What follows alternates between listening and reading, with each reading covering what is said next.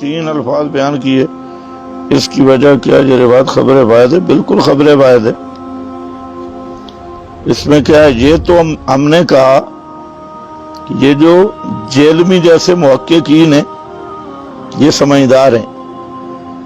یہ بعض خطیبوں کو جواب بڑا شوق سے دیتی، اور اس مرزا جیلمی کو بارہا ہم نے کہا کہ ہمیں جواب دو اور پھر جواب لو، لیکن یہ اس میں ہمت نہیں، ہمارا کوئی خطیب دیکھیں گے اس پہ چڑھائی کر دیں گے، ادھر ادھر کر دیں گے۔ یہ تو مرزا پہ سوال ہے،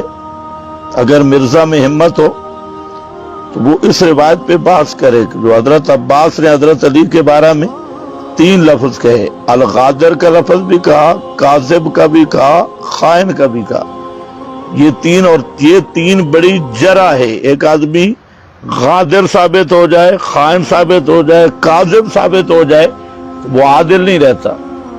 اور یہ کہنے والے کون ہیں؟ حضرت عباس سے، کوئی عام آدمی بھی نہیں۔ اور حضرت عباس کہہ رہے ہیں اب اس کی یا تعویل ہوگی، تو ہم یہ کہنا چاہتے ہیں اگر جہاں تعویل ہوگی تو حضرت معاویہ کے بارے میں اگر کوئی روایت ہے تو وہاں تعویل نہیں ہوگی، وہاں تعویل کیوں بارے میں نہیں؟ تو یا اس کو ظاہر پہ رکھو گے تو پھر حضرت علی کے بارے میں جو تمہارا نظریہ بنے ہمیں بتاؤ، یا اس کی تعویل کرو گے تو جو تعویل حضرت علی کے بارے میں ہوگی اس کی وجہ کہ وہ صحابی ہیں، تو وہی تعویل حضرت معاویہ کے متعلق بھی ہوگی کہ وہ صحابی ہیں۔ یہ تو نہیں ہے کہ حضرت معاویہ کے بارے میں کوئی روایت کہ حضرت معاویہ کے متعلق اس قسم کی جرح کسی صحیح حدیث میں نہیں ہے کہ وہاں کاذب کی جرح موجود ہو۔ اگر حضرت معاویہ کے لیے یہ لفظ خدا نہ خواستہ آ جاتے نا کہیں آ جاتے، یہ جتنی روافض کی نسل ہے یہ تو بغلیں بجاتے اور بیٹھنے نہ دیتے، دیکھو جی فلاں نے کہہ دیا کاذب ہے، جھوٹا ہے، فلاں نے کہہ دیا خائن ہے۔ تو اس الکاذب، الغادر، الخائن کے الفاظ حضرت معاویہ کے لیے تو آئے نہیں ہیں، وہ آئے ہیں حضرت علی کے لیے، اور کہنے والے بھی حضرت عباس ہیں، تو وہ جملے اب کبھی نہیں بتائیں گے۔ ہم تو کہتے ہیں کہ صحابہ کی عظمت یہ قطعی دلائل سے ثابت ہے،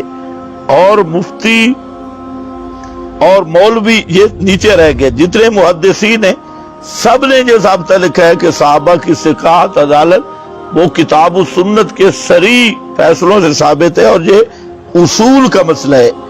تو اصل کے مقابلے میں چاہے بخاری مسلم کی بھی روایت آئے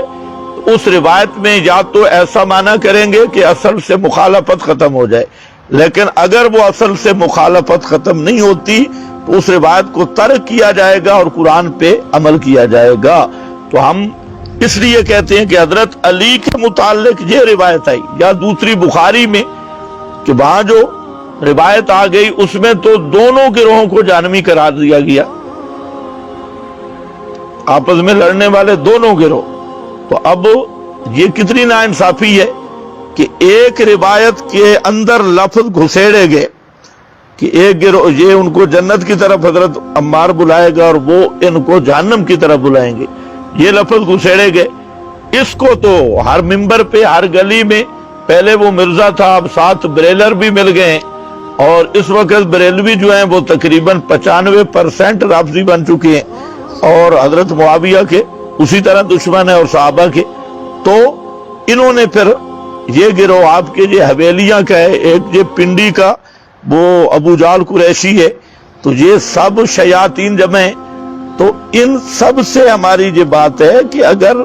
روایات کا کوئی معیار مقرر کرو، ہمارے ہاں مقرر ہے جو قرآن کے موافق ہے اسے لے لو، جو قرآنی اصول قرآن سے ٹکرا جائے، اصول سے ٹکرا جائے تو وہ نہ حضرت معاویہ کے خلاف استدلال کرو نہ حضرت علی۔ تو ہمارے ہاں تو ہم کہتے ہیں تم بھی اپنا اصول بتاؤ کہ ایک طرف تم قانون باندھتے ہو کہ بخاری مسلم میں جو آ گئی وہ حدیث پکی ہے، اس میں شک نہیں اور رسول کا فرمان ہے، تو ہم کہتے ہیں پھر اپنے اصول پہ قائم رہتے ہوئے یہ مسلم شریف میں آ گئی ہے،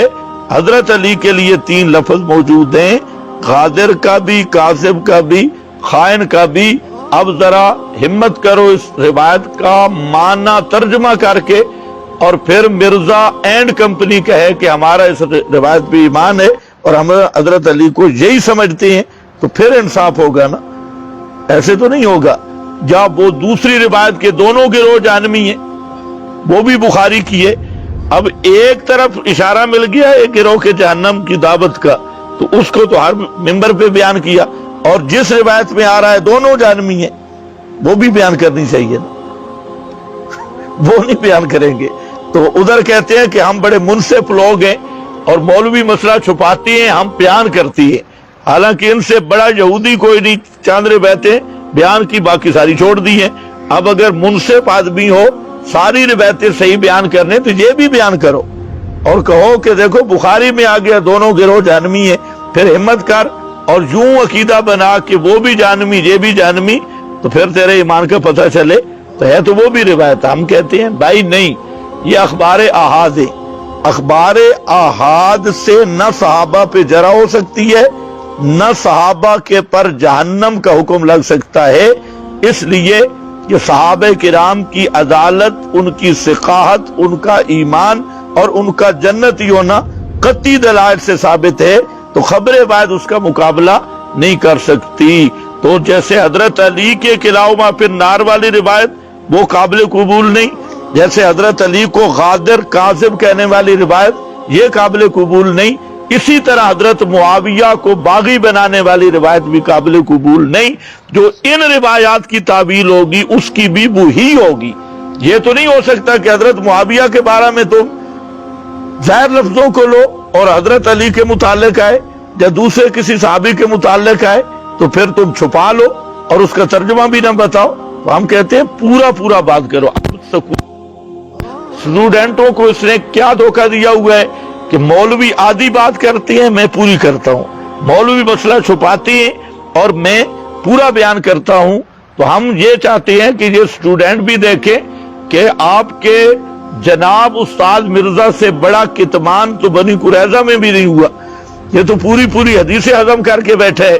سند و سمیت، اور جو پڑھتا ہے کسی صحابی کے خلاف ان میں بھی راوی شیعہ ہوتے ہیں۔ پھر مسلم کی روایت اس نے پڑھی، میں نے بتایا فلاں راوی شیعہ ہے، آج تک اس کا جواب کوئی نہیں آیا۔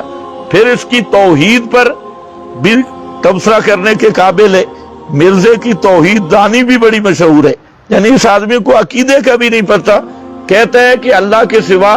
کسی کو غیب دان ماننا شرک ہے، لیکن ماننے والا مشرک نہیں ہے۔ انبیاء اولیاء کو حاضر ناظر ماننا شرک ہے،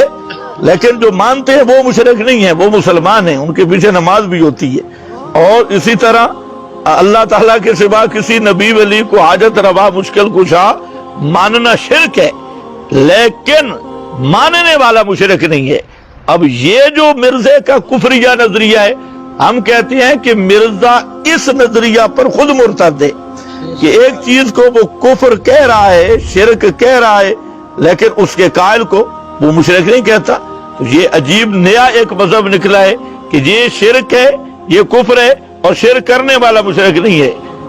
کفر کرنے والا کافر نہیں ہے۔ یہ مرزے کی توحید ہے۔ جس آدمی کو ایمان کا بھی کوئی پتہ نہیں کہ فلانی چیز، ادھر آئے تھے مرزے کے چند چیلے، تو میں نے ان کو کہا کہ ان چیزوں کو مرزا شرک کہتا ہے اور کرنے والوں کو پکا مومن کہتا ہے۔ تو اب شرک جو مشرک کو مومن کہے تو یہ خود کافر ہے۔ ایک آدمی خود اس کو بھی پتہ ہے کہ یہ شرک ہو رہا ہے، لیکن شرک کو جو ایمان کہے وہ کفر ہے، کفر کو اسلام کہے وہ کفر ہے، لیکن یہ بیچارہ اجہل الناس ہے۔ اس کا مطالعہ خلافت اور ملوکیت ہے، مودودی صاحب کی کتاب، خلافت و ملوکیت کا بچہ جو مورا ہے اسی سے ساری چیزیں لی ہوئی ہے، اپنی کوئی چیز نہیں۔ تو مقصد ہمارا یہ ہے۔ باقی اس روایت پہ امام نووی نے مسلم کے نیچے بہت بہترین تبصرہ کیا ہے۔ ہم سے کوئی پوچھے گا ہم اس روایت کا بھی ایسا معنی کر دیں گے کہ اصول سے مخالفت ختم ہو جائے گی، اور حضرت معاویہ والی روایت کا بھی ہم وہ معنی کر دیں گے اصول سے مخالفت ختم ہو جائے گی، لیکن تم تو اصول کے مقابل ان روایات کو اپنا حاکم سمجھے ہوئے ہو۔